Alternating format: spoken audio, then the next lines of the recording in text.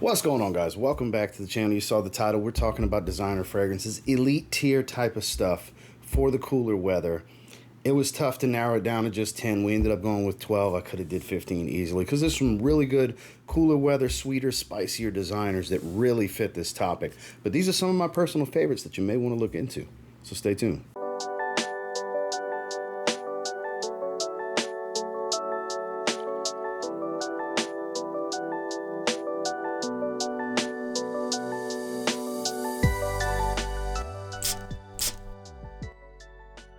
A lot of people's favorite Boss Bottled.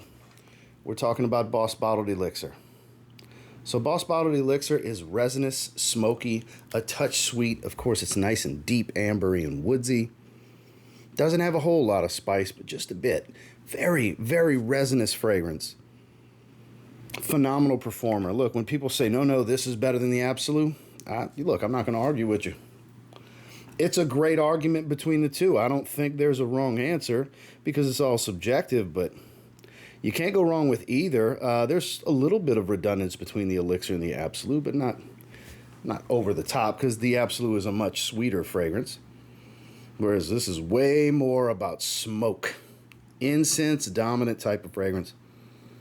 Beautiful. Beautiful. Just proof is in the pudding when it comes to Hugo Boss and what they've been doing lately, because they are just back to back to back, just knocking it out the park with these flankers. And if you haven't tried this yet, you really should, because it's kind of becoming a cult classic in the fragrance community. It's Boss Bottled Elixir. Candied, sweet, and woodsy, but a bit smoother than the original. A lot of people's favorite in the line, and I think it's because they haven't tried the Absolute, but they both offer something different when it comes to sweet fragrances in this line. We're talking Jean-Paul Gaultier's Scandal Le Parfum. Totally understand why most people prefer this to the EDT. The Absolute, kind of its own beast. It's got this honeyed-like caramel sweetness, whereas here, you get a bit more of that slight fruity tone, vanillic type of sweetness with a hint of that caramel that I don't believe they list, but you still smell that caramel that you get in the other two. It's just a smoother fragrance. I mean, far superior to the Eau de Toilette, in my opinion. You can completely skip the original and just go straight to this one. Still has that youthful exuberance to it, but, you know, a little, I don't want to say the word mature compared to the EDT, but I guess better is just the easiest and most appropriate word to use. This is just better. If you like the sweet designers, this is one of the better ones out there. It doesn't come across real powdery. It's not like sweet tooth type of candied sweet, but sweet nonetheless. It's Scandal Le Parfum. Speaking of sweet and rich rose, dense woods, great performance, 1 million Elixir. You know, this doesn't get kind of the fair shake that it deserves because Golden Oud was such a great release after this. A lot of people are enjoying 1 million Gold, the newest release. Hell, Royal is pretty damn good, but this, still probably the best of the heavy ones. What do I mean by heavy ones? Because they have some slightly fresher ones. Your 1 million Parfum, your 1 million Royal, 1 million Gold, and so on, where they're a brighter sweetness, whereas this is a darker, heavier, richer sweetness. It's a thick fragrance, very stout, has just enough spice to kind of balance out that sweetness with this. I believe it's Damask Rose that gives it this rich depth. I think depth is a good word here because it does make it a deeper profile overall instead of what can be overall just basic sweet and spice for a lot of the flankers that are kind of redundant to one another. This one stands out in a line kind of riddled with redundancy in many ways. They put out some good flankers, don't get me wrong, but I think this has lost its level of appreciation because it's a what have you done for me lately type of business, and a few have came out since, and people seem to forget just how good 1 million Elixir actually is. Do you like cacao and vanilla? Like beautiful, rich, evening appropriate, sweet, masculine fragrance. Bad Boy Extreme might be the fragrance you're looking for. A lot of people don't like this gimmick looking lightning bolt bottle. I actually kind of enjoy them. I have all but the new ice whatever flanker that they released that I believe is just another special edition bottle, but it's actually pretty damn good. I'm a fan of this one. I sprayed it last night on my hand when I was gathering these fragrances because I wanted to feature it. Because it's so easy for me to keep going back to the well on Cobalt Elixir. It's easy to forget about the original DNA, where this is the peak of the original DNA in my opinion. This loses that plum fruitiness of the Cobalts, and you're back to that cacao-based DNA here.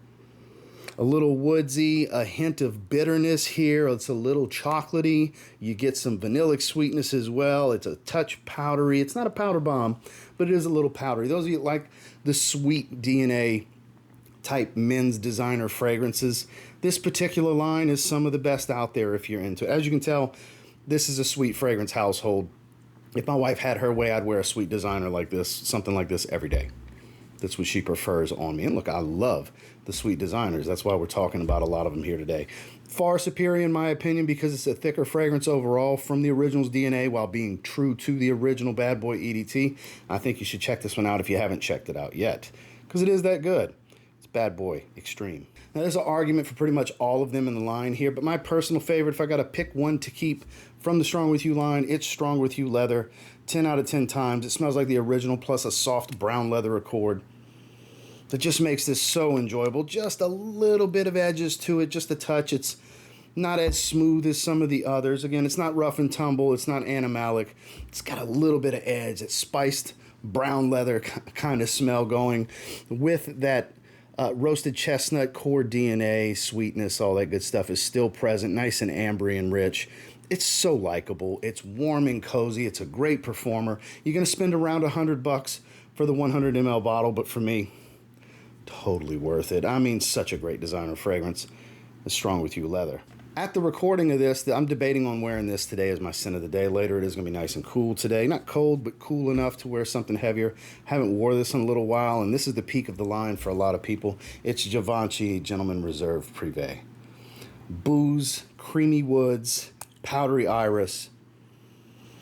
So freaking amazing. If you're a fan of the designer irises, this is a must-try fragrance for you. Honestly, if you have Gentleman EDP, it's a little redundant. It's that kind of creamy, balmy, sweet, powdered fragrance. If you have Gentleman Boisé, that's more powdery, spiced woods. There's some of that in here as well. I've always said if you mix those two together and add a rum note, you get Reserve Privee. So if you have both of those, it is pretty redundant to have this, which that was my excuse for putting off getting this for so long. It was like, man, it's phenomenal. But it's pretty damn redundant in the line. But man, if you're just getting one, this kind of highlights the entirety of the line. You get the EDP, you get Boisé, and you get some booze. And the creamy sandalwood really stands out here as well. This is absolutely stunning. It's a great performer. This is cozy. This is pull her in. This is going to get some compliments. It is so freaking good. Such a stud for the winter time is Givenchy Gentleman Reserve Privee. Now let's take a step back from the sweet designers for a minute and let's talk about something more incense oriental resinous. As you can tell, that's kind of where we've been going back and forth. Sweet and spicy, smoky. Sweet and spicy, smoky. Florals, that's the kind of stuff that I like this time of year. And Chopard's Black Incense Malaki is absolutely stunning for you incense lovers. You can get this one at $70 to $80 range for an 80 ml. This entire line that I've tried so far is good. I have 3 of them: Musk Malaki, Cedar Malaki, and this one. Ooh, and it's nice and dark and smoky and heavy. Not that ashtray smell like some people kind of relate smoky fragrances to. This is smooth creaminess, just subtly hanging out in the background, soft woods, dominated by incense. Man, is this good. Even has a little hint of a soft leather accord, like a black leather. This is phenomenal. Great performer without being overwhelming as long as you're mindful of the sprays. This is a less is more type of fragrance. Man, is this good for the winter time for you incense lovers. It's Black Incense Malaki. Back to the fun, back to the playful. Doesn't get enough love. There was a time when I would have told you this was the best Spicebomb on the market, because during that time I really believed it was. This is Spicebomb Night Vision Eau de Parfum. I love going back to this one from time to time. It's a phenomenal performer. It takes everything about the original and improves on it with pistachio and nutty notes that give it this creamy, nutty type of feel with the red pimento spices and peppers and all that good stuff of the core DNA, which is also in Night Vision EDT. It's a phenomenal performer. Man, this stuff is... I'm just trying to do a little bit of a spritz. This stuff's a legitimate beast. And it's so good. Big time compliment puller. Of course, no fragrance is a guarantee. You are the most important part. Your fragrance is just part of it. It's a little small piece. But this is so good. It does not get enough love. It never did. It never got enough attention, in my opinion, because to this day, I would still say this is probably the second best of the Spicebomb flankers. Spicebomb is Spicebomb. The original's kind of in its own category for me, but as far as the flankers, yeah, I'll take this over the Extreme. No, I won't take it over Infrared EDP, but that's the one that tops it for me. It's a personal taste thing. Try this one if you haven't yet. It's wildly underappreciated. A Spicebomb Night Vision Eau de Parfum. A true iconic masterpiece when it comes to iris and leather. This is pure magic in a bottle. Not for everyone. Dior Homme Parfum. We talk about it every year, and we always will. As long as you can get it, 100 mLs are in production. As long as it's available, I will talk about it. And when it stops being on the market and readily available, we'll talk about it in discontinued gem videos in the future, because this is one of the greatest fragrances of all time, in my opinion. Powdered iris, rough and tumble. This is a more animalic leather. You get a hint of this dry, kind of spiced woods, oud accord, a hint of rose. I've never gotten the mandarin orange in this. And then when it dries down, it becomes a creamy sandalwood fragrance. It's a big departure from what the beginning stages of this fragrance is. I can get away with 2 sprays, and this is a monster on my skin. This is the older 75 ml bottle. A true masterpiece, a work of art. In my opinion, an actual work of art in this bottle. The peak of the line for me, if I could keep one Dior Homme in history, it's Dior Homme Parfum. And this is the time of year when I wear it because it's such a dark, heavy fragrance. It's Dior Homme Parfum. Cinnamon spiced, nice and sweet and vanillic. That typical mid-level designer style, just, you know, a notch better in quality. More private line, Privee blend type of quality, in my opinion, of course. And you can get this for around $75, $80. I think I even saw it for like $66 for the 75 ml. Van Cleef and Arpels Ambre Imperial. I wore this last week, actually. So some of you that have been watching content over the last week have seen me speak on this. It's so good. If you like stuff like the 1 Millions and the Stronger With Yous, the Wanted line, I'm not saying it smells exactly like each of those. It falls into the same profile, category, and use, and overall accord style. You know, the olfactive profiles are of the same family, but I think this is better than all of them and cheaper than some of them because it's blended well. The raw materials here are a cut above. I wouldn't say it's luxury niche type of stuff, but a cut above your typical mid-level designer synthetics. The synthetics here are just a little better. Just a smooth fragrance. It's great. If you like sweet and spicy designers, you're going to love this fragrance. It's just that simple. It's warm and cozy. It's Van Cleef & Arpels Ambre Imperial. Let's go to a sweeter white floral. Now, when I did my 10 absolute best designers for the year, it never had a shot. I didn't think it was one of the 10 best. But when I did the 15 best of the rest, I did have one person who was like, I can't believe this wasn't in here. Well, I do quite like this fragrance, but I don't think it was one of the absolute best released this year, but it was a good release. Because there's an argument. Do you get the original? Do you get this one? Because it's just a taste thing. They're very redundant to each other. It's YSL MYSLF Le Parfum. So this is a sweeter take on that orange blossom note. It's not as woodsy and musky as the original. It lacks some of the freshness. It is a thicker fragrance. It is kind of smoother because of its additional thickness. But because it's a bit sweeter as well, I think this is better for the cooler weather, and this is when I'm going to wear this fragrance. I did wear it in the summer a little bit, because that was around the time I got it. And you could pull it off year-round, you really can, but of the two, this is definitely the better for the cooler weather. So if you like YSL MYSLF and want something that's just the same profile, just a little bit heavier, if you're in a cooler climate, for sure, you have those colder days, that's who I would recommend get this. This is definitely the better version for the cooler weather. Because like I said, it's a little thicker, a little sweeter, slightly heavier. Not a monster performer, but you know, it does its thing. It's slightly above average. I would call it in the 6 to 8 hour range in longevity. You can spray a little more if you need to. Again, I never recommend bathing in any damn fragrance like some of you do. Such a good one, though. It is. Not one of the absolute best released this year to me. I know to some of you it very well could be and might be. But definitely a really good release that I think deserves some shine, because it didn't get any shine in those other videos this week. And, I mean, winter's when I'm really going to reach for it, so why not discuss it here today?